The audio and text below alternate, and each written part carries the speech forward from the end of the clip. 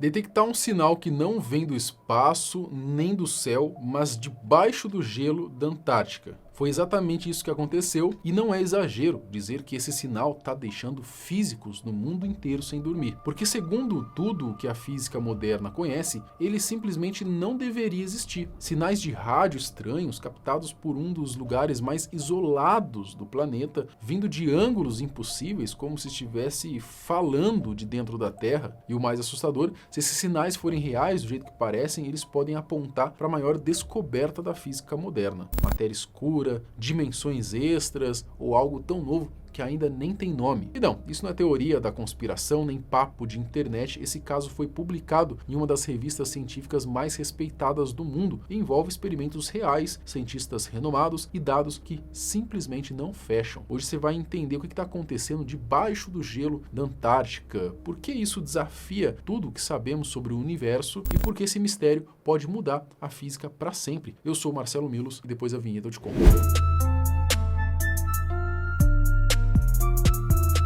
O estudo que trouxe essa novidade e deixou a comunidade científica extremamente intrigada foi publicado em junho de 2025 na revista Physical Review Letters, uma das publicações mais respeitadas da física do mundo todo. A pesquisa foi liderada pela cientista Stephanie Wissel, da Universidade da Pensilvânia, especialista num tipo de partícula pouco conhecida fora do meio científico e extremamente difícil de detectar, os neutrinos. Para você ter ideia, eles são chamados de as partículas fantasma do universo. E entender o motivo desse apelido é essencial para a gente compreender o tamanho real desse mistério que a ciência agora tenta decifrar. O que são os neutrinos? Os neutrinos, eles são partículas quase sem massa, praticamente sem carga elétrica, extremamente antissociais, a gente pode dizer assim. Eles mal interagem com qualquer coisa ao redor. Você aí, por exemplo, que não curte interagir com ninguém, prefere ficar no seu quarto, até pode se identificar como um neutrino, talvez. Bom, para ter uma ideia do nível disso, nesse exato momento, bilhões de neutrinos estão atravessando o seu corpo e você não sente absolutamente nada. Eles estão entre as partículas mais abundantes do universo, perdendo apenas para os fótons, as partículas da luz. E o motivo de os neutrinos serem tão importantes é relativamente simples de entender. Enquanto a luz se desvia, se refrata, se distorce ao atravessar o cosmos, o neutrino ele segue praticamente em linha reta, desde o ponto em que nasceu. Isso significa que quando você detecta um neutrino, não está vendo um reflexo ou um rastro distorcido. Você está olhando diretamente para o fenômeno extremo que o criou. Explosões cósmicas, buracos negros ativos, eventos violentos do universo primitivo. É uma conexão direta com o caos do universo. E é justamente por isso que os neutrinos fazem parte do chamado tripé da astrofísica multimensageira. Além deles, entram aí nessa equação a luz, todo o espectro eletromagnético e as ondas gravitacionais. Juntas, essas três mensagens permitem algo impressionante: montar o quebra-cabeça do universo de forma muito mais completa, cruzando informações diferentes sobre o mesmo fenômeno cósmico. O problema é que existe um grande obstáculo no meio do caminho.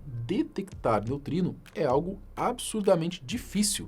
A astrofísica multimensageira usa múltiplas mensagens, ou seja, a luz, o espectro eletromagnético, os neutrinos e as ondas gravitacionais, tenta juntar essas três coisas para tentar entender o universo. Cada uma delas vai ter informações complementares e com o entendimento da tal da astrofísica multimensageira, como a gente chama, é que a gente consegue ter um entendimento completo do universo, isso que dizem os pesquisadores atualmente. Então os neutrinos, eles são assim fundamentais dentro desse processo. Qual é o problema dos neutrinos? Não interage com nada. Para tentar capturar neutrinos, os cientistas precisam apelar para verdadeiros monstros da ciência, São piscinas gigantescas de água ultra pura, enterradas no interior de montanhas ou escondidas sob quilômetros de gelos, longe de qualquer interferência externa.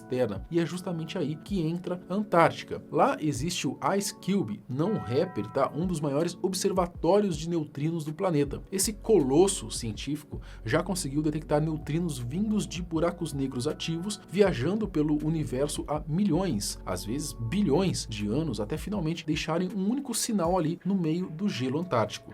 E que elas são muito sensíveis a qualquer tipo de microvariação.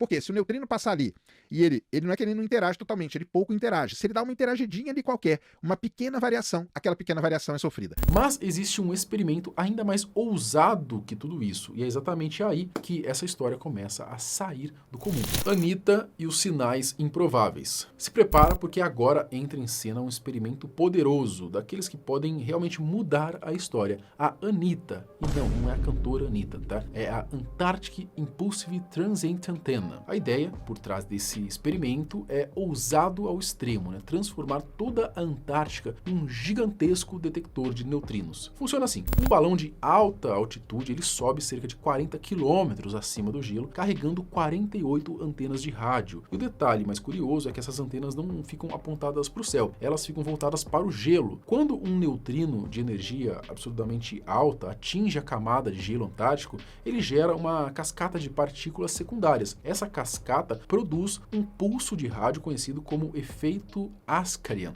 É quase como se o gelo desse, sei lá, um grito, né? Só que em frequência de rádio. E o Anitta, ele fica ali, silencioso, apenas ouvindo. O Anitta, que é esse telescópio de neutrino, ele não fica apontado para o céu, ele fica apontado para o gelo. O balão tá ali com as antenas apontadas. Bateu um neutrino ali, esse neutrino interagiu com o gelo dá esse grito o Anitta detecta ele. E é assim que acontece. Beleza? Desde 2006, o Anitta realizou diversas missões, acumulando um volume de dados raríssimos, até que em determinado momento, algo simplesmente fora do padrão aconteceu. O Anitta começou a registrar sinais de rádio impossíveis, sinais que pareciam estar vindo debaixo do gelo em ângulos de aproximadamente 30 graus abaixo do horizonte. Então, é como se a chuva, né? É como se você visse a chuva caindo para cima. Então, não daria, né? Ou a Terra, será que a Terra está sendo atravessada por eles? Será que os neutrinos estão vindo de baixo para cima, né? Então, eles estão passando pelo outro lado do planeta e estão chegando até aqui. Traduzindo isso de forma bem direta, né, como o próprio Serjão dos Foguetes, ele falou aí